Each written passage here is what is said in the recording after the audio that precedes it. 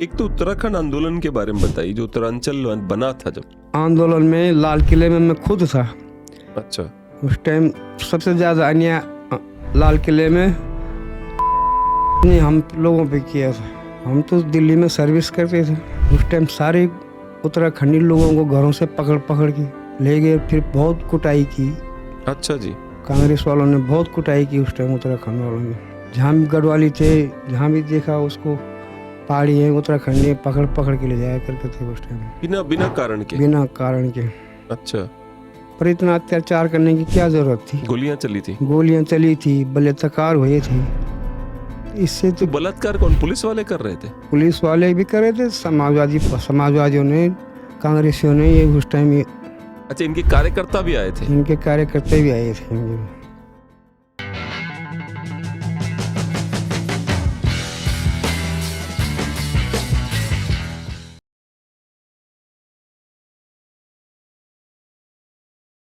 नमस्कार, मेरा नाम है सुशील सिंह और आप देख रहे हैं इक्वलेस। आज हमारे साथ हैं माननीय तीरथ सिंह रावत जी।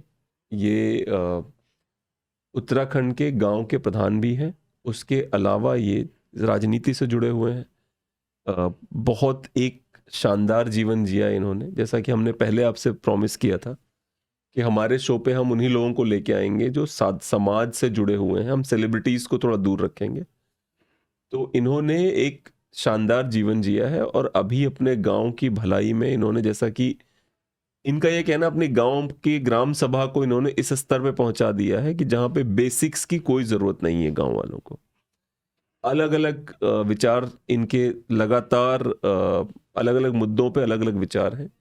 इनसे डिस्कस करेंगे और जानेंगे इन्हीं के शब्दों में। नमस्कार, कैसे हैं आप? बहुत बढ़िया। मैं तीरथ सिंह रावत, मैं उत्तराखंड निवासी पौड़ी गढ़वाल का तीरथ सिंह रावत, एकेश्वर ब्लॉक ग्राम मथाना निवासी हूँ। और मैं तो प्रधान नहीं रहा, पर 5 साल मेरी बीवी प्रधान रही, 5 साल मेरी लड़की प्रधान रही। अच्छा। और उससे पहले मैं भी 5 साल उप प्रधान रहा। अच्छा। और मैंने जो भी ध्यान लगाया अपनी ग्राम सभा के उत्थान के लिए लगाया, जो भी काम किए ग्राम सभा के उत्थान के लिए किए। अच्छा, तो आपके गांव का नाम है मथाना और आपके तहसील का नाम है एकेश्वर? नहीं, ब्लॉक है एकेश्वर, तहसील है ब्लॉक चौबट्टिया खाल। चौबट्टिया खाल तहसील। चलो, आप अपने बचपन के बारे में बताओ। आपको बचपन कैसा था?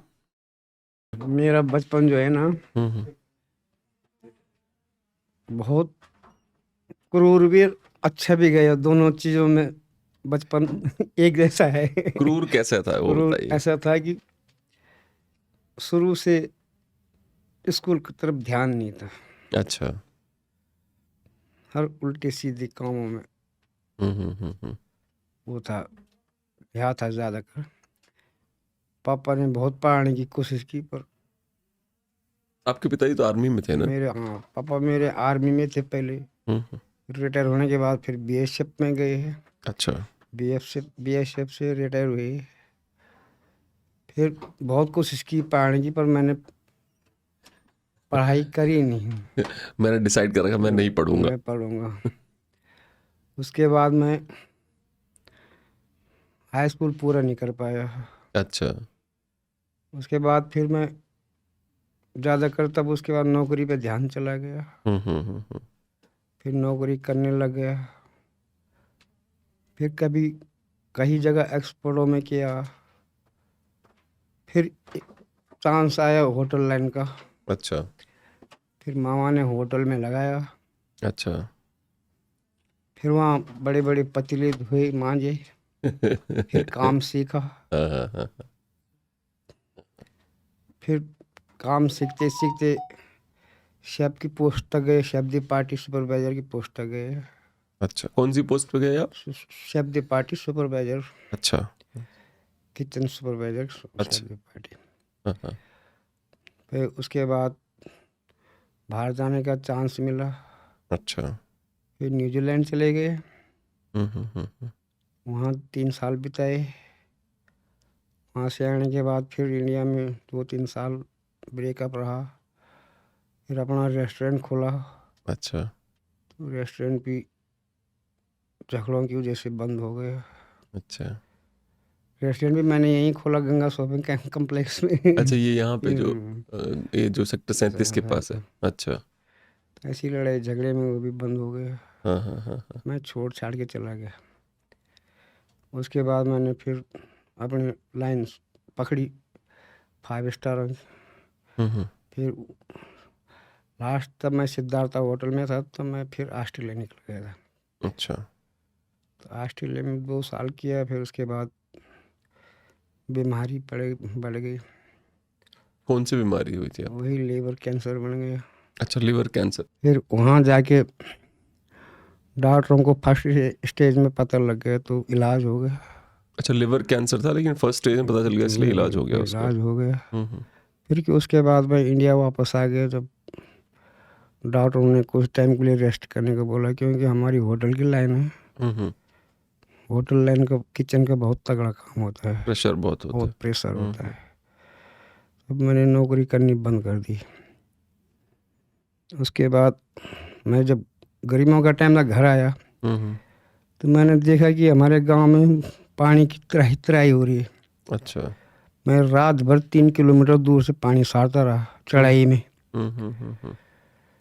आपका गांव गढ़वाल में है? मेरा गांव गढ़वाल में, उत्तराखंड में, पौड़ी गढ़वाल में। फिर उसके बाद हमारा एक जिला पंचायत सदस्य है, उसके पीछे पड़ा। उससे फिर एक हैंडपंप लगवाया।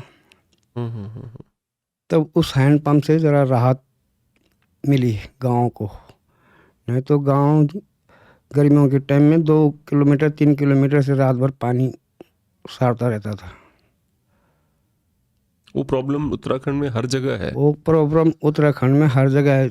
ऊपर गांव, जो ऊपर के गांव, गदेरों से ऊपर के गांव हैं, वहाँ प्रॉब्लम है। नीचे वाले गांव में फिर भी पानी है। नदी किनारे वाले गांव में इतनी प्रॉब्लम नहीं है। फिर उसके बाद मैं भी थोड़ा राजनीतिक लाइन में घुसा। फिर एक विधायक जी का समर्थन किया, तो विधायक जी ने रोड भी दी, फिर एक हैंडपंप और भी दे दिया। अच्छा, तो सारे गांव की बैठकें करके रोड भी दे दी, फिर एक हैंडपंप और भी दे दिया। तब हमारे गांव में पक्की रोड बन के आई। थोड़े पानी की भी समस्या सुलझ गई और आने जाने की समस्या भी हल हो गई। आपके पिताजी के बारे में मैंने सुना है, उन्होंने वर्ल्ड वॉर में युद्ध किया था। मेरे फादर जो हैं, मेरे पिताजी बॉयज़ के भर्ती थे। उन्होंने अंग्रेज़ों के टाइम में जापान तक लड़ाई लड़ी हुई है उन्होंने। अच्छा, जापान तक को गए हुए हैं, बर्मा तक को गए हुए हैं। मतलब आज़ाद हिंद फौज के खिलाफ लड़ रहे थे वो? जापान बर्मा तक गए हुए हैं। उसके बाद उन्होंने गढ़वाल राइफल ज्वाइन की है। अच्छा, गढ़वाल राइफल डिस्चार्ज होने के बाद फिर बीएसएफ से रिटायर हुए। पेंशन बीएसएफ दोनों जगह से पेंशन आए हो। तो बीएसएफ में कितने साल तक? 15 साल काम किया? 15 साल काम किए बीएसएफ में। अच्छा, तो पहले उन्होंने इंडियन आर्मी में अंग्रेजों के अंडर काम किया, उसके बाद फिर गढ़वाल राइफल्स ज्वाइन हो गए जब आज़ाद हो गया तो, और उसके बाद फिर वो बीएसएफ में चले गए। नहीं, मेरे पिताजी सुभाष चंद्र बोस के साथ भी रहे हैं। अच्छा, मेरे ताऊ जी उमेश सिंह रावत, वो भी एक अंग्रेजों के टाइम के कैप्टन थे, वो नेवी के। अच्छा, तो जब अंग्रेज देश आज़ाद हुआ, तो अंग्रेज जो है हिंदुस्तानियों को जहाज भर के ले जा रहे थे मजदूरी कराने के लिए, कैद करके एक किस्म से। तब मेरे ताऊ जी ने वो जहाज चलाना छोड़ दिया था। अच्छा, जो नेवी का विद्रोह हुआ था? नेवी का विद्रोह हुआ था। तो उससे तो देखा जाए तो सच्चे देशभक्त तो वो थे। बिल्कुल बिल्कुल, जो अपने आदमियों को बचाने के लिए बड़ी भरसक कोशिश की। पर उस टाइम के इंडिया गवर्नमेंट ने उनके साथ बहुत बुरा व्यवहार किया। अच्छा, तब नेहरू पीएम बन गए थे? तब नेहरू पीएम बन गए थे। अच्छा, अब उनको कहीं से भी ढूंढ के उनको हवाले करना था उन्होंने। अच्छा जी, मतलब नेवी ने जो विद्रोह किया था आज़ादी मिलने से पहले, उसके बाद जब नेहरू पीएम बन गए तो नेहरू को काम दिया गया कि ढूंढ के उनको हवाले करो। करो। अरे बाप रे। उनकी आज भी क्या नाम कहते हैं, बम्बई किले पे, अभी नाम उनका कोई भी जान सकता, देख सकता है। Ummed Singh Rawat. Ummed Singh Rawat, captain, India Gate पे, हम्म। बम्बई इंडिया उस पे, हाँ हाँ हाँ, Gateway of India. Gate of India पे उनका नाम अंकित है। तब उस टाइम से उनसे कुछ हालात से जूझना सीखा हुआ था, पर बचपना ऐसे ही था। पर मुझे समझ में नहीं आएगा, मतलब ये लगातार हुआ है कि गोरों ने इनको पावर दी, नेहरू को और मोहनदास गांधी को, लेकिन गोरों के लिए ही काम करते रहे। बिल्कुल, उस टाइम नेहरू जी ने गोरों के लिए ही काम किया पूरा का पूरा। कि मतलब गोरों के खिलाफ विद्रोह किसी ने किया तो उसको हवाले करो हमारे। फिर उसके बाद मेरे ताऊ जी कई साल तक लापता रहे। फिर थोड़ा उसके बाद जब शांति हो गई तो फिर घर आए। तो हमारे इलाके के उस टाइम तब प्रमुख बने हो तो अच्छा, बहुत बड़े आदमी गिने जाते थे उस टाइम, ब्लॉक प्रमुख बन ब्लॉक गए। प्रमुख। अच्छा। तो उन्होंने एक बार इंदिरा गांधी के टाइम में बहुगुणा के अगेंस्ट चुनाव भी लड़ा था। अच्छा, सुंदरलाल बहुगुणा के। ना, हाँ। सुंदरलाल बहुगुणा, हेमंती लाल बहुगुणा। अच्छा, हेमंती लाल बहुगुणा। अच्छा अच्छा। उस टाइम कांग्रेस में थे हेमंती लाल बहुगुणा। जिस टाइम कांग्रेस टूटी थी उन्होंने, जी जी, कांग्रेस आई बन गई थी। कांग्रेस आई बन गई थी, उन्होंने दूसरी कांग्रेस से चुनाव भी लड़ा था हमारे गढ़वाल से। थोड़ा बहुत उनसे राजनीतिक ज्ञान सीख के अच्छा। अपने गांव के लिए थोड़ा बहुत जो कुछ करना था करा। 2 बार, एक बार घरवाली प्रधान रही, एक बार मैं वो प्रधान रहा, और इस बार करंट में मेरी लड़की प्रधान है। अच्छा। तो गांव का जो भी विकास हो सकता था उतना किया है। और अभी सिर्फ खेती से अलावा बाकी हालत गांव के ठीक है। खेती का बड़ा बड़ा से उत्तराखंड में खेती में इंटरेस्ट क्यों नहीं है लोगों को? सबसे बड़ा इंटरेस्ट खत्म कर दिया खेती में बंदरों और सूअरों ने। अच्छा। दिन में बंदर हैं तो रात को सूअर हैं। अगर इंसान इनको भी भगाए तो चिड़ियाएँ पूरी फसल साफ कर देती हैं। अच्छा। अब दूसरा मेन चक्कर है कि अब सबको राशन पानी मिल रहा है, तो लोग ज़्यादातर राशन पानी कैसे मिल रहा है? गवर्नमेंट जो दे रही है अनाज फ्री। आपको लगता है वो अच्छी बात है? जनता को कोई चीज़ फ्री में दो ताकि अपना काम बंद कर दे वो? नहीं, अच्छी बात तो है, परंतु जनता को भी सोचना चाहिए कि कुछ तो हाथ पांव हिलानी पड़ेंगे तभी जाके कुछ होगा। तो हाथ पांव हिलाना नहीं चाहती ना जनता? जनता हाथ पांव नहीं हिलानी चाहती। अब एक बात बताइए, नरेंद्र मोदी जी $26 बिलियन सालाना खर्चा है फ्री राशन का। फ्री राशन का। एक तरफ आप दुनिया को बता रहे हो कि भैया हम तो सुपर पावर बन गए हैं, दूसरी तरफ उसी दुनिया को बता रहे हो कि हम 85 करोड़ लोगों को फ्री राशन दे रहे हैं। तो या तो सुपर पावर है तो फ्री राशन, दोनों में से एक होगा कुछ ना कुछ। नहीं, तो सुपर पावर तो बनने में भी देर होगा, इसमें भी देर लगेगी। धीरे धीरे जो काम 55-60 साल में नहीं हुआ वो एकदम से भी नहीं हो सकता, धीरे धीरे होता फ्री रहेगा। राशन दे क्यों रहे हैं? चुनाव के कारण? नहीं नहीं नहीं नहीं, चुनाव के कारण क्योंकि आप नहीं। बिल्कुल ग्राउंड पे हो, आप बता सकते हो क्यों चल रहा है। चुनाव के कारण नहीं है ये। जब से कोरोना की वो मार पड़ी तो लोगों को उस टाइम बहुत मार झेलनी पड़ी। एक मोदी जी थे कि पूरी हिंदुस्तान को संभाल दिया, नहीं तो अन्यथा इंडिया की हालत आज कहाँ की कहाँ रहती। आज तक नहीं संभल पाता इंडिया, ये तो फैक्ट है।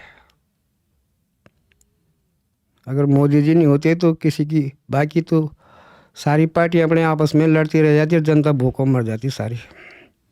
तो अब तो कोरोना चला गया ना, कोरोना जाके भी कितने 2 साल हो गए, 1.5 साल तो हो ही गए कोरोना जाके। अब क्यों फ्री राशन दे रहे हैं? अब हो सकता है कि पुरानी गवर्नमेंट को, इस गवर्नमेंट को पोल खुलाओ,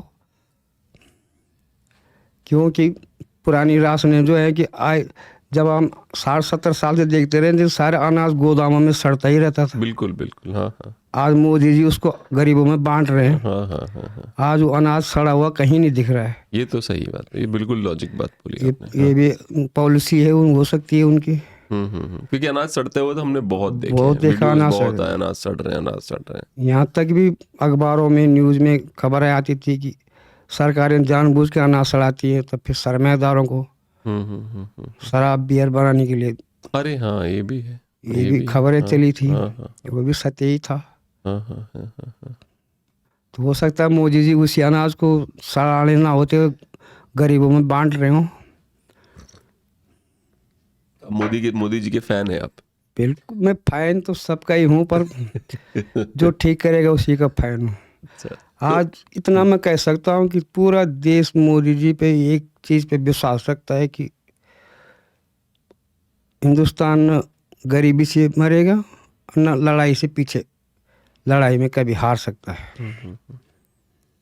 मुझे एक बात बताइए, आप अभी गांव के, आपकी पुत्री प्रधान है, आपको खुद भी एक्सपीरियंस है प्रधान रहने का, तो जो प्रधानी में जो करप्शन है वो आपके यहाँ कैसे रोका, जो करंट सरकार है ये उन्होंने? करंट सरकार ने तो अब कोई भी पैसा नहीं खा सकता, बहुत टफ कर दिया। अच्छा, ऑनलाइन सिस्टम, अकाउंट पे, इससे तो कोई पैसा नहीं खा सकता। अब हर चीज़ का ऑनलाइन है तो कोई कहीं भी देख सकता है। अब सबसे ज़्यादा तो जियो टेक का चक्कर हो गया, उसमें कोई करप्शन नहीं कर सकता है। जियो टेक क्या है? जियो टेक है कि जिस जगह पे काम होना है उस जगह की पहले उस जगह की फोटो सहित इंटरनेट पे पहले चले जाएगा पूरा का पूरा ऑनलाइन। फिर दोबारा जब काम की अच्छा, पहले पुराना दिखाओ, फिर फोटो खींचो, फिर वो फोटो खींच के भेजो, फिर काम हो जाए फिर फोटो खींच के भेजो। जो उस पर 3-3 दफे जियो टेक करा हुआ है कि काम कितना हो रहा करते वक्त। और अब तो ऑनलाइन ही काम शुरू कर दिया है कि एक एक आदमी जो काम करा उसका SMS करके भेजो, तब उसके खाते में पैसे आएंगे। अब तो और भी टफ हो रखा है। ऐसा खाने का कोई चक्र नहीं है इस टाइम में हमारी देखने से। फिर हमारा तो, मैं तो इतने साल से प्रधानी रही पर हम कभी खाने का ध्यान नहीं रहा। जो भी ध्यान रहा लोगों की भलाई का रहा। फिर खेती बाड़ी का है तो खेती बाड़ी को बहुत कोशिश कर रहा हूँ मैं भी, सब लोग बोहें बाहें, पर अब परेशानी तो उसी की है, सूअर बांदर चिड़ियों की सबसे मेन समस्या हमारे इधर यही है। पर एक चीज मैंने देखी, उत्तराखंड में जो जीव जंतु बढ़ गए हैं, पहले से कम नहीं हुए हैं, बहुत ज्यादा बढ़ गए हैं। मतलब जो गुलदार की संख्या बढ़ गई है, बाघों की संख्या बढ़ गई है, सुअरों की संख्या बढ़ गई है। बंदरों की खासकर ज्यादातर गवर्नमेंट ने ही खुद बंदरों की संख्या बढ़ाई हुई है। अच्छा, प्लेन्स के बंदर ला के पहाड़ों पे छोड़ दिए। अच्छा, प्लेन्स में जो बंदर परेशान करते हैं सोसाइटीज में, सब उनको पकड़ के पहाड़ में छोड़ दे रहे पहाड़ हैं। में छोड़ देते हैं। सबसे ज्यादा आतंक उन्होंने ही मचाया हुआ है। बंदर तो पहले हमारे यहाँ में रहते थे, पर कहीं दूर जंगलों में थोड़ा सा दिखते थे। अब कितने पुरानी बात बता रहे हो आप? करीब 20 साल हो गए होंगे। अच्छा, 20 साल पहले दूर जंगलों में होते थे बंदर। जंगलों होते थे। हाँ, पर इस टाइम तो अभी बंदरों का इतना आतंक हो रहा है कि प्रत्येक ग्राम सभा में 200-300 बंदर तुम्हें मिलेंगे। अरे बाप रे। और प्रत्येक ग्राम सभा में सूअर भी तुमको रात को 100-200 सूअर मिलेंगे। जंगली सूअर, जंगली दांत वाले सूअर जो रात होते हैं। वाले। लोग खेती बाड़ी इससे भी परेशान हैं। तो आप लोगों ने ये समस्याएं, जैसे आपके विधायक हैं, उनको बताई हैं कि भाई ये प्रॉब्लम है हमारे यहाँ पे? हमारे यहाँ विधायक से लेके सांसद तक सबको ये प्रॉब्लम माल हमें बताया है, पर इस पे कोई कार्रवाई नहीं होती। कोई कार्रवाई नहीं कर रहे हैं। अब बस बंदरों का जो है थोड़ा बहुत क्या करते हैं, एक गांव से उठाया जंगल वालों ने, वो दूसरे गांव में छोड़ा है, उसका कोई फायदा नहीं है, बेनिफिट नहीं है। दूसरे गांव के इधर फेंक दिए, इधर के उधर फेंक दिए, तो उससे बंदरों की कोई समस्या हल नहीं हो सकती। मुझे उसके बारे में बताइए, आप न्यूजीलैंड भी रहे, ऑस्ट्रेलिया भी रहे, कैसा लगा आपको? वो 2 देश कैसे लगे आपको? न्यूजीलैंड ऑस्ट्रेलिया तो बहुत फास्ट है हमारे यहाँ से। फास्ट मतलब आगे हैं, मॉडर्न है सब चीज़ में। जब मैं भी जब न्यूजीलैंड में गया मैं, हमारे यहाँ तो वहाँ और यहाँ उल्टा सिस्टम है। वहाँ एक जो जनरल मैनेजर होगा, जो यहाँ चपड़ासी काम करता है वो जनरल मैनेजर करेगा। कोई भी काम करता है, कोई भी काम करेगा। यहाँ जनरल मैनेजर जो है, या जनरल मैनेजर किसी भी चीज़ का हो, वो यहाँ सबसे बड़ा आदमी बन गए हम। पर उन देशों में ऐसे नहीं है। उन देशों के जो जितना बड़ी पोस्ट उतना ज़्यादा काम, उतनी ज़्यादा रिस्पेक्ट है। यहाँ तो जितना बड़ा आदमी होगा उसकी ज़्यादा उतनी खुशामद होगी। नहीं, खुशामद वैसे मुझे लगता है इंडिया में लोग ज़्यादा है। हाँ तो लोग ज्यादा इसलिए क्या है, हर काम के लिए लोग मिल जाते हैं आराम से। नहीं, ऐसी भी नहीं है। न्यूजीलैंड ऑस्ट्रेलिया में ये नहीं है कि वहाँ भी बेरोजगारी ना हो, वहाँ भी बेरोजगारी है, हमारे जैसे है, पर गवर्नमेंट केयरफुल है हर इंसान को। अब हमारे उत्तराखंड में आजकल, उत्तराखंड के सारे हिंदुस्तान में समूह के द्वारा मोदी जी ने बहुत कुछ करा, परंतु लोग बहुत मुश्किल से कर नहीं करना चाह रहे हैं लोग। समूह मतलब समूह मतलब ग्रुप। समूह में कोई भी बिजनेस करो आप, अपना पूरा पैसा फ्री लो, ब्याज का गवर्नमेंट पैसा दे रही है, पर लोग इन बातों को समझ नहीं पा रहे। सहकारी वाला जो काम होता है समझ नहीं पा रही है।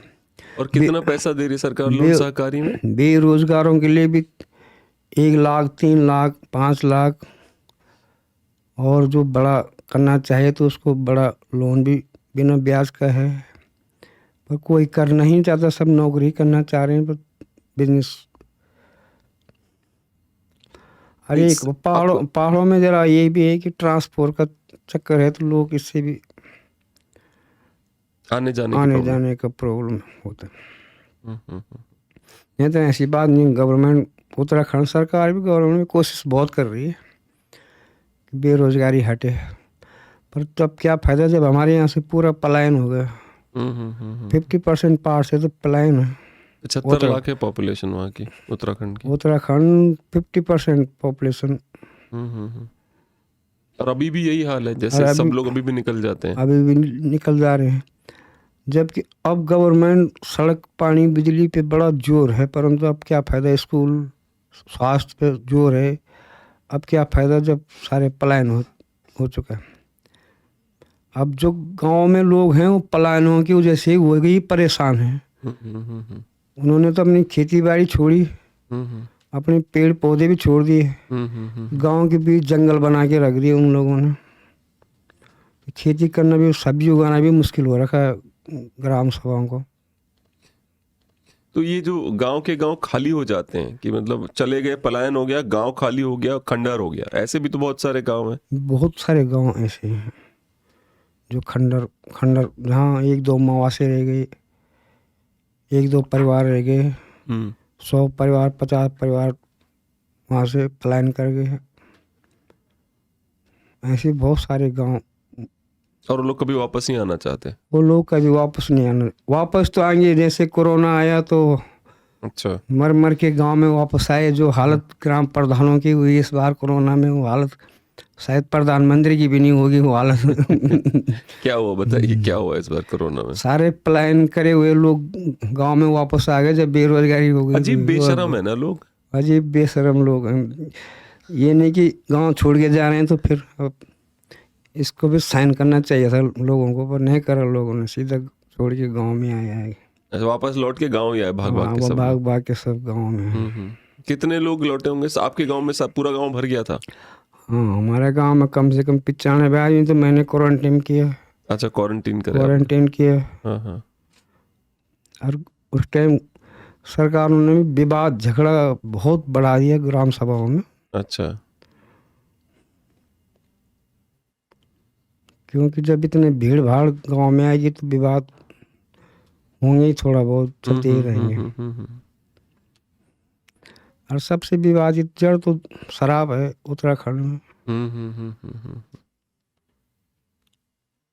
दारू पीने के बाद लोगों को मतलब इतना ज्यादा अपने विचार व्यक्त करने का मन क्यों करता है, वो समझ में नहीं आया मुझे।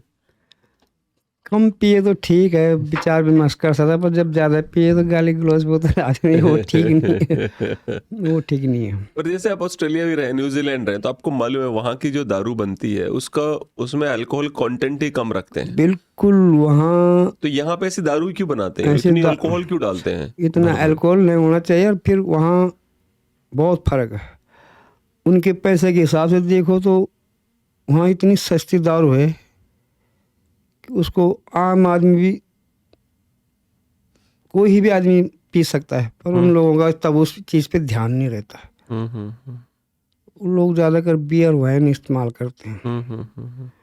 अब इंडिया में ऐसे हो जाएगा तो फिर सबका ध्यान टूट जाएगा इस दारू से। अब यहाँ तो यहाँ पे जो सस्ती दारू है उसको जानबूझ के अल्कोहल रिच बड़ा बनाया जाता है, ज्यादा डाला जाता है ताकि गरीब पी के भंड हो जाए। बिल्कुल पी के बंद हो जाए, वो ठीक। अब यहाँ तो गवर्नमेंट को उल्टा करना चाहिए, तो सबसे अच्छी दारू उसको सबसे सस्ता करना चाहिए, तब जाके दारू की अगर अल्कोहल कंटेंट पे ही रोक लग जाए।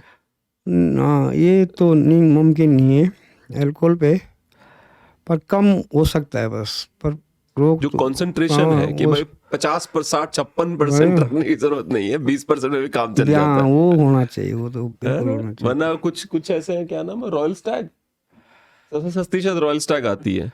नहीं ब्लेंडर स्प्राइट कहाँ सस्ती आती है? अब सस्ती कौन सी आती दारू जो मतलब लोकल, जो देसी नहीं होती? हाँ, उनमें सबसे ज्यादा royal Stag, RC, royal challenge वगैरह, ये हाँ, रॉयल चैलेंजर, रॉयल स्टैग, यही आती हैं। ब्लेंडर वगैरह ये सब। तो मुझे ये समझ में नहीं आता कि मतलब कुछ ना कुछ सोल्यूशन तो निकालना पड़ेगा ना इसका, कुछ ना कुछ समस्या का समाधान करना पड़ेगा। मैं तो कहता हूँ कि आज हमारे उत्तराखंड में, दिल्ली में रॉयल चैलेंज 450 रुपए की है, तो हमारे उत्तराखंड में 800 रुपए की है। अरे बाप रे, दारू का बिजनेस करना चाहिए हमको। इतना गवर्नमेंट इतना लेती है उसमें, किसको मारी पीता कौन है? बड़ा आदमी तो 1 पैक पिएगा, छोटा आदमी तो 10 पैक पीता है। पिएगा कौन? छोटा ही पिएगा ना। हाँ, बिल्कुल बिल्कुल। पैसे कौन दे रहा है? गवर्नमेंट का छोटा ही आदमी दे रहा है। तो सरकार इस तरह की हरकत करती क्यों? मतलब 800 डबल हो गया है तो साफ बिल्कुल डबल राइट है। अच्छा, सरकार को ये फील कि जो जितने भी सरकारें हैं उनको ये लगता है, दो चीजें बहुत अजीब लगती है मुझे। एक तो उनको लगता है कि दारू बंद कर दो, दारू बंद हो जाएगी, वो कभी नहीं होता। बिहार में दारू बंदी है, कोई दारू नहीं बंद होगी। बंद होने से तो नुकसान दोनों तरफ है। हाँ, एक तो लोग चोरी की पिएंगे, वो ऊपर से गवर्नमेंट को घाटा होगा। बिल्कुल बिल्कुल। इससे अच्छा है कि उसको नॉर्मलाइज में डाला जाए कि जो आदमी ज्यादा यूज भी ना करे, और आदमी पीने वालों को पी सके थोड़ा सा, बस ये है। और जो दूसरी सरकार की सोच होती है, महंगी कर दो, महंगी कर दो, तो महंगी तब भी खरीदेगा बंदा, पीछे थोड़ा हट रहा है खरीदने से दारू। तो ये तो महंगी करने से तो परिवारों को तोड़ रहा है गवर्नमेंट, और कुछ नहीं कर रही। अब पीने वाला तो पिएगा। असल जो सरकार को हमला करना चाहिए, वो करना चाहिए कंपनियों के ऊपर। उनको बोलो कि भाई क्वालिटी ठीक करो, दारू क्वालिटी ठीक करो, और दारू गवर्नमेंट टैक्स हटाए, इतना टैक्स ना रखे। हाँ। जैसे 800 रुपए में अगर रॉयल चैलेंजर क्वालिटी ठीक करके बेचते हैं, जो सरकार इतना टैक्स ले रही है, और यहाँ तो वो भी क्वालिटी नहीं आती हमारे इधर तो। अच्छा, ये भी प्रॉब्लम है। ये भी प्रॉब्लम है। अच्छा जी। अब दिल्ली की प्लम्सों की क्वालिटी में और हमारे ये उत्तराखंड की उसी एक की दारू में कहीं फर्क। अच्छा, तो ये कहाँ से आता है? जैसे दिल्ली में जो मिल रही है और उत्तराखंड में जो मिल रहा है, ये फर्क आता कहाँ से? अभी तो गवर्नमेंट, कंपनी अलग अलग बनाती हैं। मेरे को लगता है गवर्नमेंट को बताना चाहिए कि कंपनी अलग अलग बनाती है, या किसके नाम से कौन सी कंपनी क्या बना रही हो, तो गवर्नमेंट ही जाने भाई साहब। तो मुझे अच्छा एक और बात बताइए, सबसे बड़ी समस्या उत्तराखंड में दारू की है। सबसे बड़ी समस्या दारू पीने वाले लोगों की है। दारू पीने वाले लोग। अच्छा, बीच में मैंने सुना था कुछ बच्चे थिनर पीने लग गए थे। बहुत सारे बच्चे बीच में स्कूलों में भी खराब होने लगे थे बच्चे। अच्छा, कोई थिनर सूंघ रहा है, कोई कुछ सूंघ रहा है, परंतु इस टाइम इतना नहीं है। ये प्रॉब्लम जैसे उत्तराखंड में, वो तो प्रॉब्लम पूरे देश की है, लगभग हर जगह पे लोग नशा कर रहे हैं, पर उत्तराखंड को ही क्यों, या पंजाब को ही क्यों टारगेट करती है दुनिया? पूरा देश की पंजाब बेवड़े होते हैं, उत्तराखंड के लोग पहाड़, सूरज अस्त पहाड़ मस्त, सूर्यास्त पहाड़ मस्त होता है हमेशा। क्यों ऐसी बदनामी क्यों है? आज से 25 साल पहले तो हम भी नहीं जानते थे कि दारू, 25-30 साल पहले हमारे यहाँ न ठेके थे, हम जानते भी नहीं थे कि दारू। थोड़ा बहुत कोई बुजुर्ग आदमी गांव में बनाता था तो 4 आदमी मिलके पीते थे उसको। वो तो चावल वाली दारू तो पूरे सारे पहाड़ों में चलती है ना, चावल वाली दारू, और वो अनहेल्दी भी नहीं होती। नहीं, वो आपको बर्बाद नहीं करती चावल वाली दारू, क्योंकि नेपाल से लेके पूरे नॉर्थ ईस्ट में हर जगह चलती है चावल वाली दारू। नहीं, उससे कोई नुकसान भी नहीं था। ये आया कहाँ से, शुरू कहाँ से हुआ? ये गवर्नमेंट की अपनी पॉलिसी रही होगी पैसा कमाने की। मतलब सही है भाई साहब, पहले समस्या पैदा करो, फिर समस्या सॉल्व करो, फिर है ना? ये तो वही वाली समस्या होगी जैसे आज की तारीख में राजनीतिक पार्टियां कह रही हैं कि जाति जाति जाति, पहले जाति इन लोगों ने बनाई है, अब फिर जाति जाति देखने लगे जब वोट नहीं मिलने लगी तो समस्या ऐसी समस्या होती है। अब तो हर चीज नरेंद्र मोदी चूंकि हार नहीं रहे हैं इसलिए हर चीज कोशिश कर रही है विपक्ष, सब कुछ ट्राई करेंगे, सब तो ट्राई करेंगे। पर मैं वही कह रहा हूँ, एक बार अटल बिहारी वाजपेयी ने कहा था कि अगर वीपी सिंह ने मंडल कमीशन नहीं लाया होता तो मैं कमंडल नहीं करता। अटल बिहारी वाजपेयी ने बहुत ओपनली, क्योंकि खोल के बोल देता था बंदा, बिल्कुल तो उसने कहा अगर मंडल ना होता तो कमंडल ना होता। उसने कहा कि इन्होंने जातियों में बांटा, हमने हिंदुओं को एक कर दिया, ये कर दिया। वो यही अंतर है उसमें।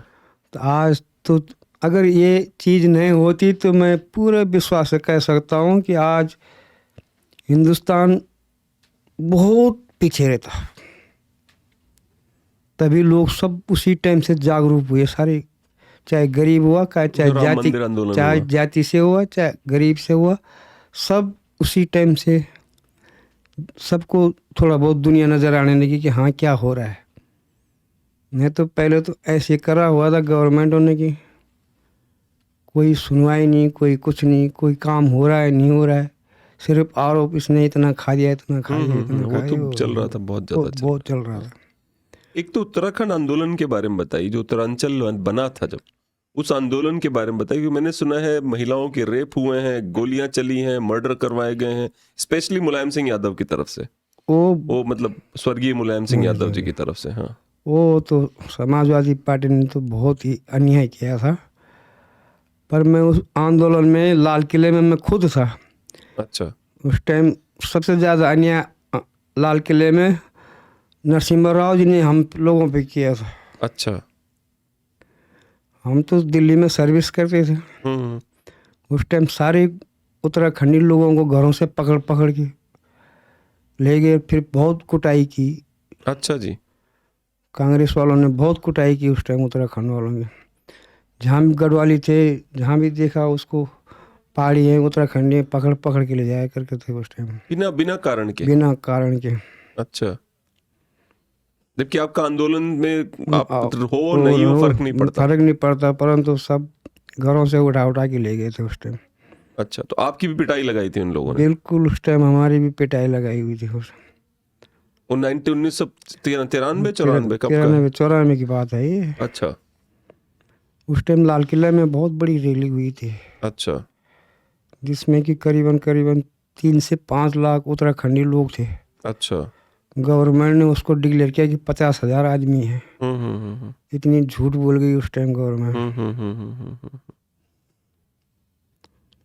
तो मुझे समझ में नहीं आया, मतलब फिर उत्तराखंड आंदोलन में वो जो क्या कहते हैं उसे, खटी मकान, हाँ, वो सबसे मिली भगत नरसिम्हा राव मुलायम सिंह यादव की थी, वो दोनों के। अच्छा।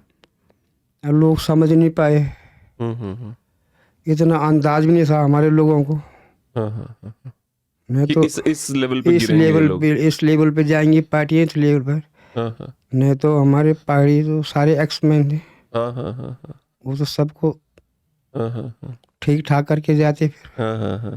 पर ऐसा अंदाजा नहीं था उत्तराखंड वालों को कि हमारे साथ ऐसे हो, गवर्नमेंट ऐसे भी करेगी, ऐसा होगा। कि हुआ कहाँ, किस जगह हुआ था ये? एक तो खटी मकान हुआ था। कहाँ पे, कौन सी जगह पे? लखनऊ में या इधर दिल्ली में? नहीं, दिल्ली नहीं, ये इधर हरिद्वार साइड, इधर। अच्छा। सहारनपुर साइड में। अच्छा। और एक इधर हल्द्वानी साइड में। अच्छा। ये दोनों तरफ बहुत बड़े बड़े कांड हुए थे उस टाइम। तो ये हुआ क्या था, मतलब क्या हुआ था, क्या आपको याद है, क्या पता है कि ये किया गया था? एक राज्य मांगने के लिए तो आए थे लोग, जो कि बाद में मिला। पर इतना अत्याचार करने की क्या जरूरत थी? गोलियां चली थी, बलात्कार हुए थे। इससे तो बलात्कार कौन, पुलिस वाले कर रहे थे? पुलिस वाले भी कर रहे थे, समाजवादियों ने, कांग्रेसियों ने, ये उस टाइम ये। अच्छा, इनके कार्यकर्ता भी आए थे? इनके कार्यकर्ता भी आए थे, इनके भी सब। इन्होंने पुलिस वालों के साथ मिली भगत की, पुलिस ने भी इस कांड को किया है। अब दिल्ली में जब हम भी रैली में थे उस दिन, तो दिल्ली पुलिस वालों ने इतना तोड़ा हमको, इतना आंसू गैस के गोले छोड़े कि बड़ी मुश्किल से हम बच के निकल पाए उस दिन में। हम्म। तो सरकारों को एक चीज ध्यान रखना चाहिए कि भाई जब देना तो है ही, परंतु तुम इतना वो क्यों, जो कभी जिंदगी में भूल न सके लोग उस बात को। मुझे ऐसा लगता है जो पहाड़ी जितने भी राज्य हैं सबको लेके सौतेला व्यवहार रहता है सरकारों का। बिल्कुल के अंदर इंदिरा गांधी ने क्या हवाई जहाज से बम गिरवाए थे, बिल्कुल वो पता तो होगा ही आपको। हवाई जहाज से बम फेंके थे इंदिरा गांधी ने के अंदर, शाम के अंदर। ऐसे ही अब हमारे लिए उत्तराखंड के लिए तो हमारा उत्तराखंड क्रांति दल रहता तो ठीक था, परंतु अब वो लोग भी नहीं संभल पाए, अपने आपस में लड़ने लगे। तो नहीं तो हमारे उत्तराखंड में जैसे तेलंगाना में है, जैसे तेलंगाना में है या इवन झारखंड में हाँ, है, हाँ, हाँ। जिन लोगों ने बनाया राज्य उनकी सरकार है। उनकी सरकार है, तो वो विकास करती। आपके यहाँ पे कांग्रेस जीत कैसे गई थी वो समझ नहीं है, आज तक समझ नहीं पाया मैं। फिर कांग्रेस ने रोहिंग्या टाइप के लोगों को जाके बसाया भी आपके यहाँ पे। बिल्कुल बिल्कुल। मतलब एक तो जिद करके बसा रहे हैं हाँ, कांग्रेस वाले, मतलब जबरदस्ती ले जा रहे हैं, बसो यहाँ पे, हमारा वोट बैंक बनो। ये उस टाइम की सरकार ने, अब लोगों को धीरे धीरे याद आई उसकी, तब जाके नहीं तो उस टाइम कांग्रेस ने ही वो मार कुटवाई भी करवाई थी। फिर उसके बाद वोट भी लोगों ने कांग्रेस को ही दी। उत्तराखंड क्रांति दल को भूल गए लोग। उसके बाद थोड़ा थोड़ा करके बीजेपी आगे बढ़ गई। पर बीजेपी ने तो बनाया ना, बीजेपी पीछे कहाँ हटी राज्य बनाने से? तब लोग बीजेपी को सपोर्ट करने लगे। नहीं तो जब बीजेपी 2003 में उत्तरांचल बना था, तो बीजेपी ने ही तो, अटल बिहारी वाजपेयी ने तो बोला कि पास करते हैं नियम को। नहीं, वो तो था ही, पर आंदोलन तो उत्तराखंड क्रांति दल का था। अच्छा, राज्य अलग राज्य का। कौन लीडर्स कौन थे उत्तराखंड क्रांति दल उस समय? ये उसका नाम तो मेरे को याद नहीं आ रहा है। अच्छा, खंडूरी वगैरह नहीं थे उसमें? नहीं। अच्छा, वो अपने आपस में ही लड़ पड़े। पर अच्छा, ये बहुत बड़ी प्रॉब्लम है थोड़ी सी ना, जब भी कोई छोटे जब कोई जो कहते हैं ना उसे जनता की तरफ जब प्रेशर पड़ता है तो लीडरशिप आपस में जरूर लड़ती है। पता नहीं क्या समस्या है ये। हाई कमांड अगर नहीं होगी तो नेता लड़ेंगे ही लड़ेंगे। और सच माने तो देखा जाए तो। अच्छा, एक बात बताइए, रावत जैसे लोगों को शर्म नहीं आती? मैं नाम लेके बोल रहा हूँ, रावत जो सीएम बना था वहां का, इसको अपने रावतों को, अपने उत्तराखंड के लोगों को इतना धोखा देते तो शर्म नहीं आती इन लोगों को? बिल्कुल। जबकि हरीश रावत एक प्रधानी जमीनी स्तर से उठा हुआ आदमी है, प्रधान से लेकर यहाँ तक पहुंचा हुआ है। पर हरीश रावत तो ठीक है, पर पार्टी करप्शन वाली थी, उसने वैसे ही करना था जैसे पार्टी चाहिए। अभी मैं रामनगर गया था, मुझे रामनगर में ऐसा लग रहा था, किसी धर्म के खिलाफ नहीं हूं मैं, मुझे ऐसा लग रहा था कि जानबूझ के रोहिंग्यास को बसाया गया रामनगर। बिल्कुल, वो कांग्रेस की चाल है। वो तो हरिद्वार में बसा रहे हैं रोहिंग्यास को, रामनगर में बसा रहे हैं रोहिंग्या को, उसके बाद यहाँ पे क्या कहते हैं उसे, जो वो है जो जिम कॉर्बेट के आसपास बसा रहे हैं ले जाके। अब जाके सरकार की आंख खुली। अब सारी अब एक बात बताइए, आप जबरदस्ती बसाते हो लोगों को ले जाके, और जो वहां का लोकल जिस दिन विरोध करता है उस दिन मणिपुर चालू हो जाता है, और फिर तुम्हें बड़ा बुरा लगता है। आज रामनगर में वही हुआ। वहाँ तमाम जो अब गवर्नमेंट खाली करवा रही है, तो वहाँ कांग्रेस बढ़ चल के हिस्सा ले रही कि नहीं इनको बचाओ। आज वही रोहिंग्या जो रामनगर काशीपुर इलाके में बसे हुए हैं, आज वही लोगों का सपोर्ट कांग्रेस फिर भी कर रही है उनको बसाने के बाद। उनका परमानेंट वोट बैंक है ना। परमानेंट। कभी देश से फर्क नहीं पड़ता कांग्रेसियों को, राष्ट्र नहीं चाहिए उनको। कांग्रेसियों को राष्ट्र से कोई मतलब राज्य नहीं चाहिए, राष्ट्र नहीं चाहिए, कुछ नहीं चाहिए उनको, केवल सत्ता चाहिए कि मिल जाए तो ताकि हम और बजा सकें इस देश की। बिल्कुल। आपने 2014 गया भाड़ में, आप 2016 पे आइए। 2016 से पहले राहुल गांधी को मंदिर में फोटो दिखाइए कहीं भी। अब ये सुनिएगा, आपको बहुत मजा आएगा। हाँ, ये इधर बोल, पहला वाला। हाँ चला, आवाज बढ़ा। तो वो बंदा, उसकी प्रॉब्लम क्या है? The way he has come now, he suddenly he has become Hindu, right? Shiv भक्त बन गए हैं, वो अपना गोत्र दिखा रहे हैं, वो जनेऊ दिखा रहे हैं, ये सब कर रहे हैं। उनको समझ नहीं आ रहा है वो जिसके सामने खड़े हैं वो भस्म रगड़ के खड़ा है। वो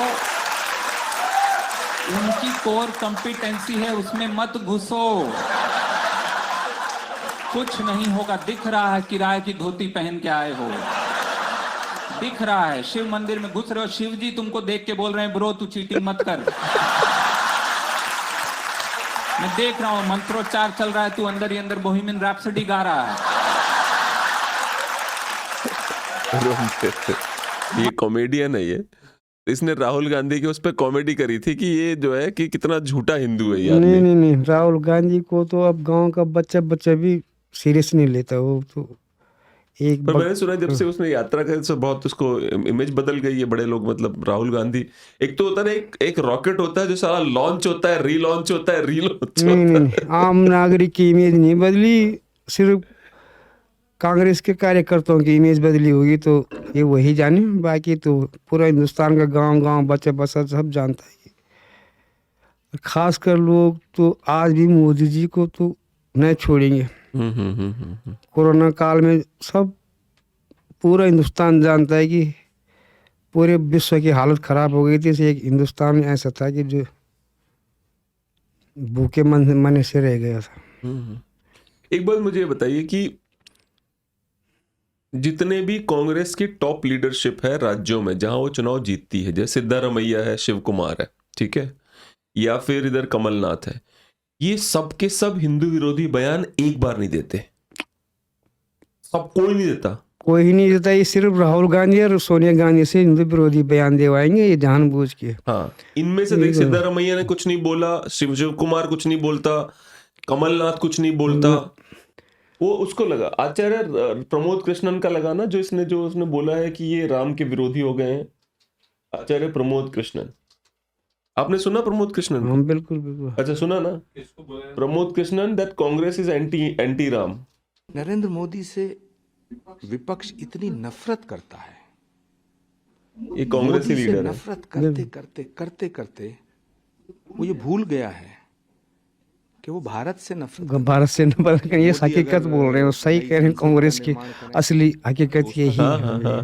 धर्म दंड रोक देना। बट मैं समझ नहीं पा रहा हूँ कि मतलब कौन सी जनता है जो इनको वोट देती है? कैसे बेवकूफ बनाते हैं ये लोग?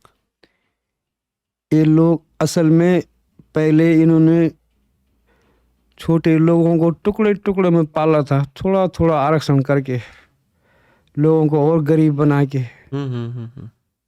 अब लोगों को ज्ञान आ रहा है कि हमके गरीब बनाया तो किसने बनाया। आज लोगों को ज्ञान आ रहा है कि हमारा उत्थान कैसे, गवर्नमेंट कैसे उत्थान करना चाह रही है, कैसे उत्थान होगा। आज में भी यार पहले में बहुत जमीन आसमान का फर्क है। तो फिर भी अब देखो ना, कर्नाटका तो जीत ही गए ना। ये वो कर्नाटका तो अभी सुन रहे मध्य प्रदेश, छत्तीसगढ़ जीत जाएंगे, मैंने सुना है जहाँ तक। नहीं, तो फिर अभी कर्नाटक में जीते, हिमाचल में जीते, हिमाचल भी जीत गए। हाँ, तो उनके लोगों से पूछिए जाए कि इन्होंने क्या वादे किए और कितने वादे पूरे कर रहे हैं। जनता को फर्क कैसे पड़ता है वादों का? जैसे मैं आपके पास आऊं और बोलूं मैं ये कर दूंगा, मैं वो कर, आपको फर्क पड़ेगा उस बात से? बिल्कुल, अब जागरूक हो रही जनता, उससे फर्क पड़ेगा। अच्छा, 100% फर्क पड़ेगा। नहीं तो फिर भुगती की जनता, जैसे हिमाचल की भुगत रहे। आप हिमाचल वाला जो सीएम है, उसने कभी ना मोदी के विरोध में कुछ बोलता है, ना हिंदुत्व के विरोध में, चुपचाप रहता है, अपना काम करता है। वो नहीं, काम का आदमी है, परंतु कब तक चलने देंगे उसको? हाई कमान नहीं चलने देगी। अच्छा। इतनी मैंने उसको नहीं देखा कभी मोदी सरकार पे हमला करे या कुछ बोले या हिंदुत्व के खिलाफ कुछ बोले, वो नहीं बोलता कुछ भी। वैसे आदमी अच्छा है, परंतु कांग्रेस में न रहता तो तब ठीक था, चाहे अपनी अलग ही पार्टी बना लेता तब भी ठीक था। हिमाचल ये भी जानती है। हाँ। काम का आदमी है, पर हाईकमान जो फिर इनको तो राजा महाराजाओं की वो लगी हुई है। हम तुम राजा महाराजा, तुम काहे को राजा महाराजा हो भाई? राजा महाराजा तो जनता बनाती है, जनता भिखारी भी बनाती है। आप लोगों के यहाँ रावतों ने इकलौती ऐसी कास्ट है रावतों की जिसने रिजर्वेशन छोड़ दिया, उसके बारे में बताइए। तो हम भी नहीं चाहते कि हमें भी रिजर्वेशन ना मिले। हम भी चाहते हैं हमें भी रिजर्वेशन। तो पहले जब प्रपोजल था तो उसको छोड़ा क्यों था लोगों ने? वो ये सब सीटों के चक्कर में बड़े जो नेता थे उन लोगों ने किया है। जैसे अच्छा, इसमें जैसे हरीश रावत हुआ, तीरथ सिंह रावत हुआ, और हमारा त्रिवेंद्र रावत हुआ। इन लोगों को आवाज उठानी चाहिए थी जो बड़े लीडर बने हुए थे। उन लोगों ने तो आवाज उठाई नहीं और दबाई लोगों की आवाजें। अच्छा, तो अब लोगों को तो उस टाइम ज्ञान ही भी नहीं है कि उन लोगों ने क्या किया। अब पूछना चाहिए, चुनाव में आएंगे तो लोगों को मैं चाहता हूँ कि पूछना चाहिए हर्ष रावत बंधु को। तो ये तो मैं बड़े गर्व की कहानी सुनता हूँ कि भैया रावतों ने बोला हम छोटी कास्ट नहीं है, हमें नहीं चाहिए रिजर्वेशन। रिजर्वेशन तो आज हर कास्ट मांग रही है, तो हम क्यों पीछे रहे? हम क्यों पीछे रहे जब हर कास्ट रिजर्वेशन मांग रही है? तो मुझे एक बात बताइए कि चलिए रिजर्वेशन सबको चाहिए, मान लेता हूं मैं भी। एक डॉक्टर है जिसको 50 नंबर पे इसका एडमिशन हो रखा है और उसने उसी तरह की पढ़ाई करी एमबीबीएस में भी, और एक डॉक्टर इसका 90 नंबर पे एडमिशन हो रखा है, उसने उस तरह की पढ़ाई करी। किससे इलाज कराओगे आप? हम तो 90% वाले से ही करवाएंगे इलाज। तो रिजर्वेशन के आपको लगता है रिजर्वेशन धीरे धीरे इस देश को खा जाएगा? सबसे बड़ी गलती है ये हिंदुस्तान की। हाँ, रिजर्वेशन होना चाहिए शुरू से पढ़ाई में बस, और कहीं नहीं। कि जो गरीब तबका है या छोटा किस्म का आदमी है उसको शुरू से पढ़ाई में प्रोत्साहन मिले, उसको पढ़ाई में आगे करो। और गवर्नमेंट फैसिलिटी। मेरा मानना कुछ और है। अगर मान लेते हैं यहाँ पे शेड्यूल कास्ट का गांव है, ठीक है, और शेड्यूल कास्ट के 4 गांव हैं, तो मैं चाहता हूँ शेड्यूल कास्ट के गांवों के लिए टॉप क्लास का स्कूल बने। बिल्कुल यही मैं बात करना चाह रहा हूँ। टॉप क्लास का स्कूल, फ्री में रहना, फ्री में खाना, और कुछ नहीं, कोई मेरिट नहीं वहां पे। हर बच्चा आगे पढ़े, उसके बाद जो आगे उसको 10वीं के बाद 12वीं के बाद जो सबको मौका मिले उसको भी मौका मिले। फिर जिसकी बुद्धि जितनी जाले उसको उतना वो मिलना चाहिए। परंतु ये नहीं कि हम देखते हैं ऑफिसों में जाते हैं, बैंकों में जाते हैं, एक एक्सपर्ट आदमी उसी काम को 2 सेकंड नहीं लगाता। अरे एक तो रिजर्वेशन वाले के सामने आधा घंटा 1 घंटा खड़ा रहना पड़ता है। बैंक में जाओ तो ढूंढता रहेगा, पलटता रहेगा, वो इतनी लंबी लाइनें लगवा देगा वो। और जो एक्सपर्ट होगा, जिसको काबिल आदमी होगा, वो 2 मिनट में पूरी लाइन को। ये बातें क्या है कि ये बातें सरकार, किसी भी सरकार के अंदर इतनी हिम्मत नहीं है कि वो रिजर्वेशन जैसे महत्वपूर्ण सब्जेक्ट पे बात करे। ना, नहीं तो सरकार आगे वोट बैंक पॉल राजनीति बना रही है, ठीक है। इससे हिंदुस्तान पीछे जाएगा और जा रहा है पीछे अब ये सोच के देखो ना, जितने भी विदेशों में जो लोग जा रहे हैं, विदेशों में जो लोग चले जाते हैं जॉब के लिए या स्टडी करने के लिए, वो सारे अपर कास्ट हैं। अब वो वहीं रहेंगे, हम यहीं के यहीं रह गए। तो हम छोटे के छोटे बनते जा रहे हो। तो अब गवर्नमेंट को देखो कनाडा के, आप एक काम करो, सबसे बड़ी अमेरिका, कनाडा, ऑस्ट्रेलिया, न्यूजीलैंड, जितने भी या यूरोपियन कंट्रीज हैं, स्वीडन, स्विट्जरलैंड, जितने भी देश हैं, आप ना सबकी जनगणना करवा लो, जातिगत जनगणना करवा लो। हाँ, तो वो तो वहां देखोगे आप अपर कास्ट 90% मिलेंगे। 90% मिलेंगे। इसका मतलब ये जो 90% अपर कास्ट उन देशों को अमीर बना रहा है, वही देश आपको बना सकता था, हमारे यहाँ भी बना सकता है। पर हमारे देश की नीति ठीक नहीं है आरक्षण की, इसीलिए देश पीछे जा रहा है। और आगे भी यही नीति रहेगी तो देश पीछे ही जाएगा आरक्षण की वजह से। डॉक्टर भीमराव अंबेडकर ने संविधान में, अब ये थोड़ी ना है कि तू आप आरक्षण वाले को तुम भाभा परमाणु केंद्र के अध्यक्ष बना दोगे या वो बना दोगे, उसको उस पर तो जिसने पढ़ा होगा, जिस पे दिमाग होगा वही बनेगा ना। पर तुम आरक्षण चलाओगे तो तुम तो वहाँ भी आरक्षण कर दोगे। तो जिसकी जितनी बड़ी जाति उतनी भागीदारी के आधार पे परमाणु भट्टी में बिठा देना चाहिए सभी जातियों के आधार पे सबको। आ जाओ, ठीक नहीं, जाति आरक्षण खत्म करना चाहिए गवर्नमेंट को हमारे हिसाब से। तो नहीं तो हर जाति को आरक्षण चाहिए। है तो 100% उसमें सबको दे तो फायदा क्या है, सबको आरक्षण चाहिए। गवर्नमेंट ऐसा करे कि आरक्षण स्कूल से लागू करे।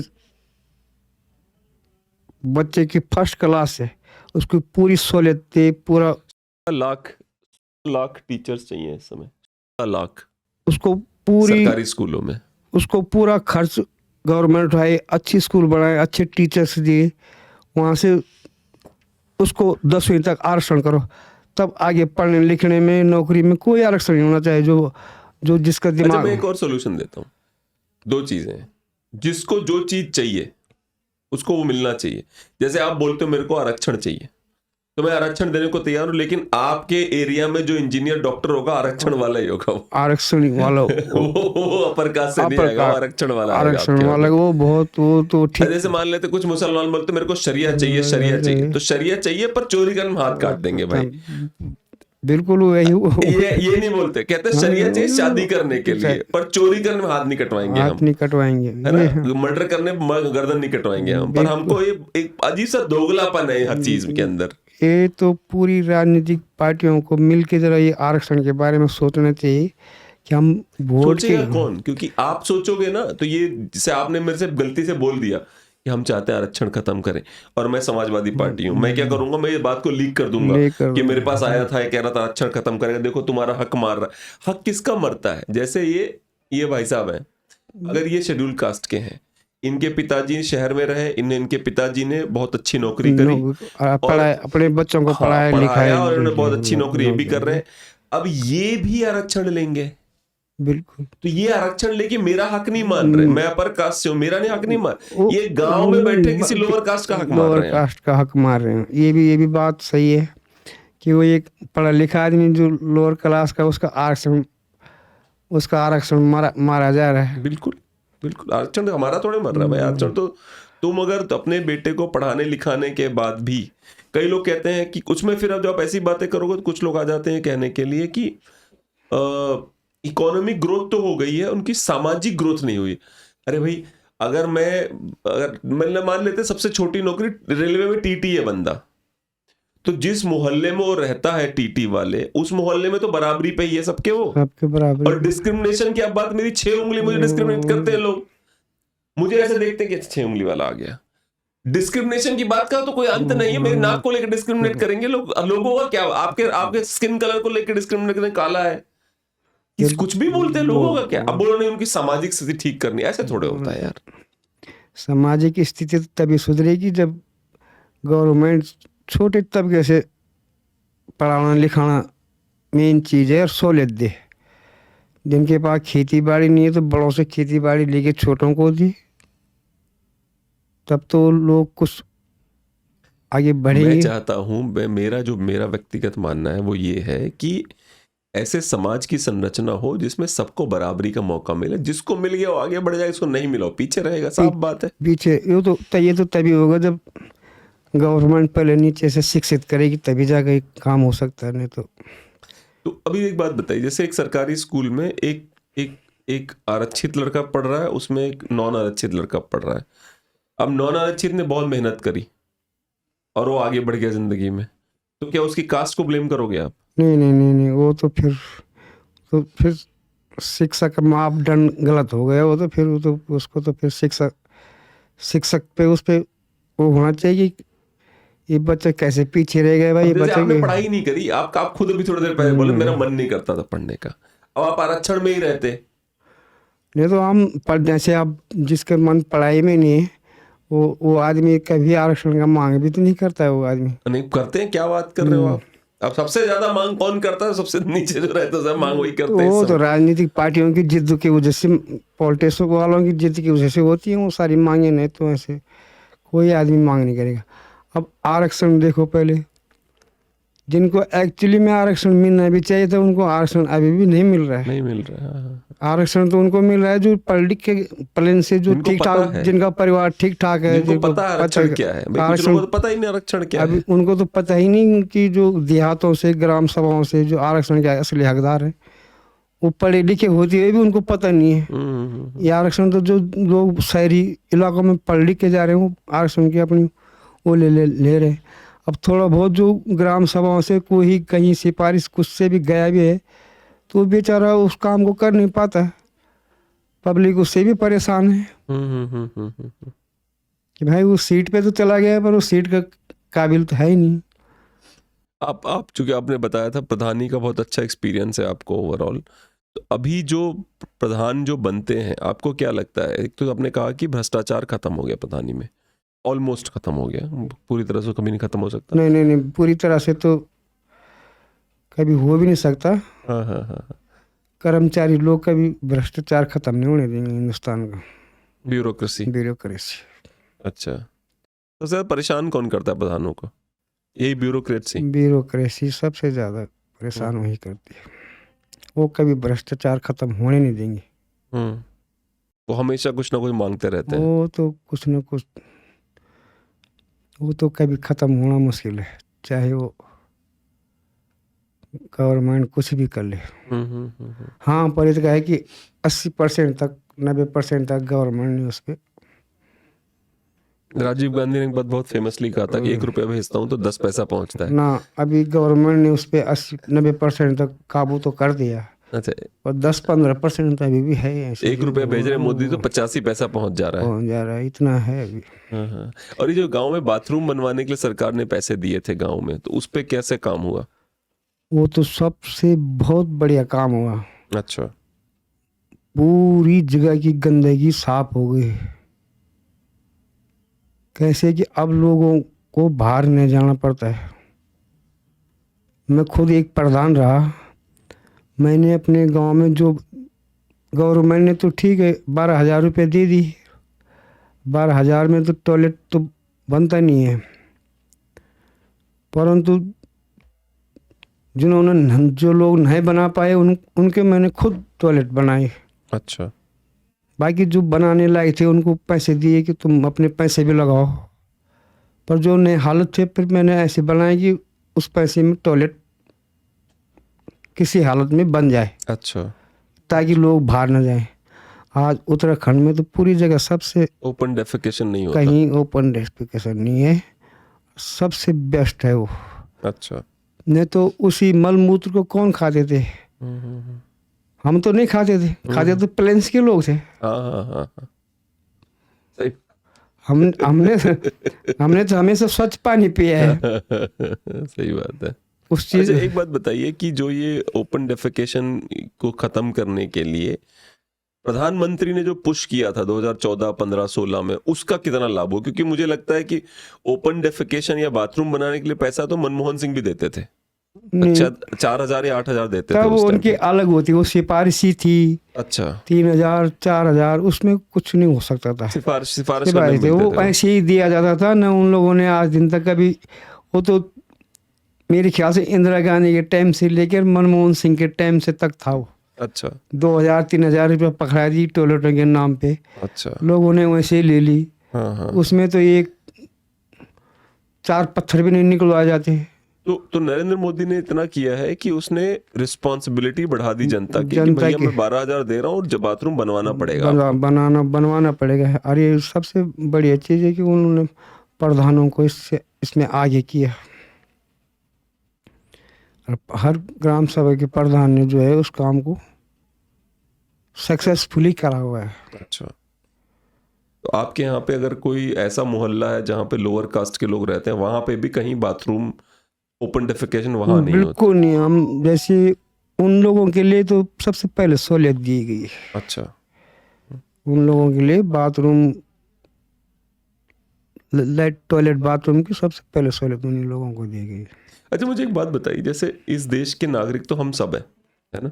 बिल्कुल। और अगर इंडियन आर्मी का अगर आप सर्वे कराओगे तो आपको मिलेगा कि उसमें भी जो ज्वाइन करने वाले वहां तो रिजर्वेशन है नहीं ना। क्योंकि इंडियन आर्मी अगर इतनी अच्छी रिजर्वेशन इतना अच्छा होता तो इंडियन आर्मी में देना चाहिए था, वहां नहीं दिया नहीं। ठीक है, अच्छी बात है। तो इंडियन आर्मी में अगर आप सर्वे कराओगे तो वहां भी आपको कास्ट वाइज का सर्वे, वैसे राहुल गांधी जी आप मेरी बात सुनिए, भारतीय सेना में भी आप कास्ट सर्वे करवाइएगा। बिल्कुल, तब पता लगेगा कि क्या, तब पता चलेगा देश की रक्षा मरता कौन है ना? बिल्कुल, क्लैरिटी वही आएगी, देश की रक्षा करने मरते कौन लोग हैं, क्योंकि लगभग 1-1.25 लाख आर्म्ड फोर्सेस हैं, मतलब बीएसएफ मिला लो, आरएफ मिला लो, आर्मी मिला लो, तो 1 लाख के आसपास पहुंच जाते हैं। उसमें सर्वे कराने पता चलेगा राहुल गांधी को कि मरता कौन है देश के लिए। देश के लिए तो बिल्कुल मरता तो वही है जो बिना आरक्षण। तो आपको ये गलत नहीं लगता कि अगर लोअर कास्ट के लिए, और मैं किसी कास्ट के खिलाफ नहीं हूं, पर अगर लोअर कास्ट के लिए हर सुविधा पहले मिलनी चाहिए, ये राहुल गांधी का रिमोट कंट्रोल पीएम था एक, जो कहता था कि देश की संसाधनों पे सबसे पहला अधिकार मुसलमानों का है ना।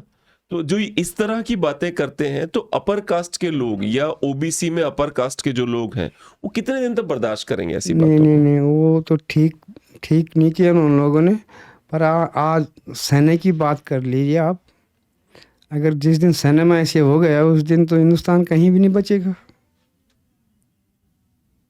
भाई। आज आरक्षण की हालत ये हो रखी है कि आज आपने तो आरक्षण दे दिया, एक आदमी को वहाँ पहुँचा दिया, अब आरक्षण दे के वो आदमी वहाँ के काबिल ही नहीं है, फिर भी आरक्षण दे के आदमी वहाँ पहुँच गया है।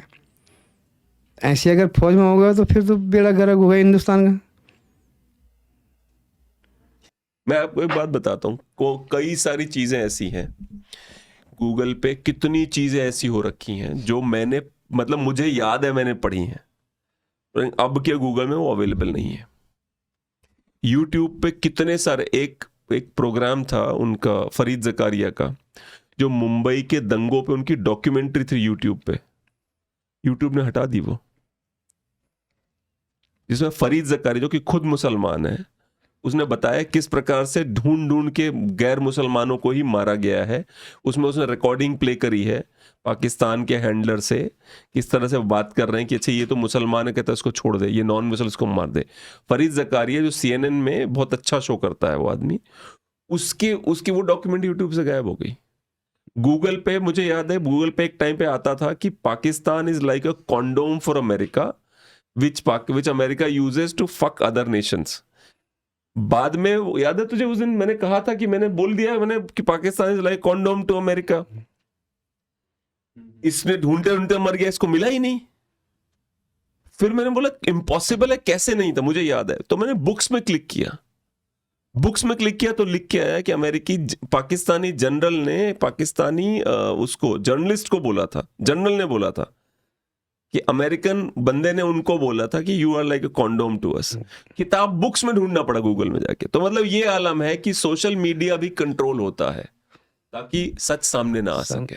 मैं न्यूजीलैंड में क्या बोल रहे पुस्तक संग्रहालय में ना, हाँ, वहाँ तो साला नेहरू खानदान के बारे में तो बहुत कुछ है जो अभी तक हिंदुस्तान में आया ही नहीं है। अच्छा, पॉजिटिव नेगेटिव बात है सारे, पॉजिटिव तो कुछ नहीं। अपना अब लास्ट प्रधानी का साल है, ग्राम सभा के लिए तकरीबन सारा काम जो होने चाहिए थे पूरे कर लिए, लोग भी खुश। तो अगले साल प्रधानी का इलेक्शन होगा तो जिसको आप बोलोगे वो प्रधान बन जाएगा? बिल्कुल 100% बन जाएगा। अच्छा, मतलब आपने यही है कि प्रधानी में आपने पैसे खाए ना खाने दिए किसी ना बिल्कुल नहीं। जो आपके ऊपर कोई आरोप लगाया गांव वालों ने? क्योंकि एक गांव में एक ऐसा हरामी आदमी जरूर आरोप जरूर लगाता है हमेशा। और गांव में इसमें 4 आदमी तो होते हैं। मुझे फर्क नहीं पड़ता। 2 दफे RTI लगाई, RTI लगाने के बाद उन्हीं का मुंह नीचे हुआ, मेरा कुछ नहीं हुआ। एक और बात बताइए, आपके यहाँ पे गुलदारों का आतंक है? हाँ बिल्कुल, वो बहुत ज्यादा गुलदारों का। और गुलदारों को मारना अलाउड नहीं है गाँव वालों को। तो ये कैसे काम चलेगा? अगर सब छोड़िए, मैं सिर्फ और सिर्फ साइंस की बात करता हूँ। मैं इंसान हूँ, मेरी स्पीसीज के लोगों को किसी और स्पीसीज का कोई वो जानवर है जो मार रहा है, तो नेचुरल इंस्टिंक्ट है कि मुझे बदला लेना चाहिए। बिल्कुल। तो इतने गुलदार हो गए हैं, आप भी अकेले कई बार निकल जाते होंगे पहाड़ों पे। कई आदमी तो शिकायत तक भी दर्ज, वो तो अभी तो थोड़ा सा फोन माध्यम हो गए और थोड़ा मीडिया माध्यम हो गया, अब थोड़ा बहुत पता लग जाता तो तब शिकायत भी हो जाती है। पहले तो ऐसे भी नहीं था। पहले तो कुछ शिकायत तक भी नहीं होती थी, कुछ भी नहीं था। उसमें तो दोनों फायदा था ना, उसमें तो गुलदार मरते भी तो थे ज्यादा। फोन होने से अगर आप पुराने जमाने पे जाओगे तो बाघों का भी शिकार होता था, पर गुलदारों का भी होता। अब फोन होने से फायदा हो, कम से कम गुलदार नहीं मर रहे, उन जंगली जानवरों की आबादी बढ़ रही उससे। तो जैसे क्या कहते हैं उसे, गुलदार जब हमला करता है, कई लोग ऐसे हैं जो प्लेन से जाते हैं पहाड़ों में, जैसे तुम जैसे लोग होंगे, प्लेन से जाते हैं, उनको लगता है हम गुलदार से लड़ सकते हैं। तो ना बहादुरी जो दिखाते हैं, गुलदार जब लेके कूदता है किसी को नहीं पहाड़ से, पहाड़ से तो वो तो फिर बच नहीं सकता। गुलदार गुलदार तो कूदने की आदत है उसकी, तो वो 30 फुट लेके नीचे कूद पड़ेगा, आप कैसे बचोगे? नहीं गलत बात है। तो गुलदार अगर दिख जाए तो क्या करना चाहिए? प्लेन के लोग अगर पहाड़ पे जा रहे हैं, गुलदार दिख जाए, उनको क्या करना चाहिए? गुलदार से तो एक ही हुआ है कि उससे मुंह फेर के आस्ते से निकल जाओ बस। गुलदार चुपचाप फिर भी हमला कर दे तो? नहीं, अगर उसके मुंह पे मांस लगा होगा तब जाके हमला करेगा, नहीं तो अगर इंसान का नहीं तो गाय बच्चों पे ही, अच्छा, कुत्ते भेड़ बकरियों पे, गाय बच्चे पे मार करेगा। अच्छा। आपके गांव में तो मैंने सुना है मतलब रात को आपका, चूंकि बाथरूम आप लोगों के थोड़ा दूर बनते हैं घर से, तो कमरे से निकल के बाथरूम जाने तक में लोग डरते हैं कि भाई कहीं गुलदार ना आ जाए। नहीं वो है, परंतु रहते भी हैं। और हमारे गांव में ईश्वर की कृपा से अभी तक ऐसे कुछ कोई एक्सीडेंट नहीं हुआ है। एक्सीडेंट नहीं हुआ। हाँ, हाँ। तो बराबर रहते हैं, टाइगर भी रहता है, गुलदार भी रहता है। अच्छा अच्छा अच्छा अच्छा। टाइगर्स की जनसंख्या ऊपर गई है देखना उत्तराखंड में? बल्कि टाइगर से तो हम लोगों को फायदा है। अच्छा जब टाइगर रहेगा तो गुलदार टाइगर का भी मान नहीं करता। अच्छा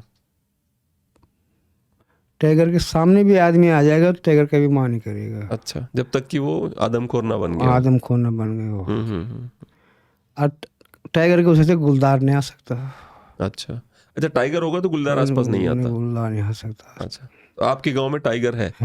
अच्छा, तो आपके गांव में चूंकि टाइगर है इसलिए उसके चक्कर में गुलदार नहीं आते उधर? नहीं आते हैं। हमारे यहाँ तो कम से कम 60 साल तो उम्र मेरी हो गई होगी। हाँ हाँ।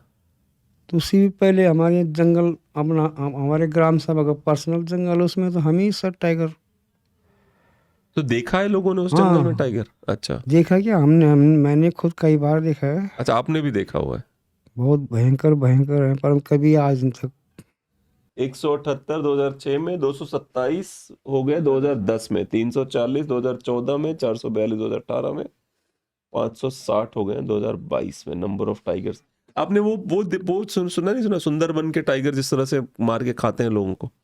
आदमखोरी हैं वो लोग, इतना ज्यादा उन्होंने मारा है कि सुंदरबन में, जो इंडियन साइड सुंदरबन है, वहां पे विधवाओं के उद्धार के लिए सरकार को काम करना पड़ता है, क्योंकि इतने मर्दों को मार दिया उन्होंने। सुंदरबन के टाइगर्स ने इतने मर्दों को उन्होंने मारा। और सुंदरबन का टाइगर आपके उत्तराखंड से टाइगर से छोटा होता है वो, बिल्कुल। हाँ, क्योंकि उसने अपना साइज कम कर लिया, 40% साइज कम कर नहीं, लिया। उत्तराखंड का टाइगर तो बहुत लंबा चौड़ा होता है, वो बहुत बड़ा होता है। अच्छा, पर अभी तक मेरी ख्याल से उत्तराखंड में टाइगर ने तो बहुत कम सुनाई देगा कि टाइगर ने इंसान पे हमला किया हो। अच्छा अच्छा। हाँ। मैंने उत्तराखंड गुलदार कहीं देखे, टाइगर नहीं देखा मैंने अभी तक। गुलदार हमले करते हैं, पर वो गुलदार हमले करते हैं जिनके मुंह पे इंसानी मांस लगा हो, नहीं तो सभी गुलदार ऐसे नहीं करते। तो मेरा ये कहना है कि मैं टाइगर इस बार सोच रहा हूँ मैं भी जाऊं तो टाइगर दिख जाए। बहुत हो गया उत्तराखंड में, बहुत गुलदार देख लिए मैंने, टाइगर नहीं देखा एक बार भी।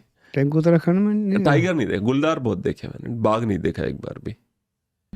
ये थे आदरणीय तीरथ सिंह रावत जी, और जिस प्रकार से इन्होंने हर मुद्दे पे अपने विचारों को बेबाकी से रखा है, उससे यही लगता है कि एज सच इनको पॉलिटिकली करेक्ट रहने का मन नहीं करता। ये अपनी बातों को बहुत ही लॉजिकली एक्सप्लेन करते हैं। इसी प्रकार और लोगों को हमारे चैनल पे हम बुलाएंगे। आज के लिए इतना ही। हमारे चैनल को लाइक करें, हमारे वीडियोस को आप देखें, सब्सक्राइब करें और बेल आइकन ज़रूर दबाएं। बहुत बहुत धन्यवाद।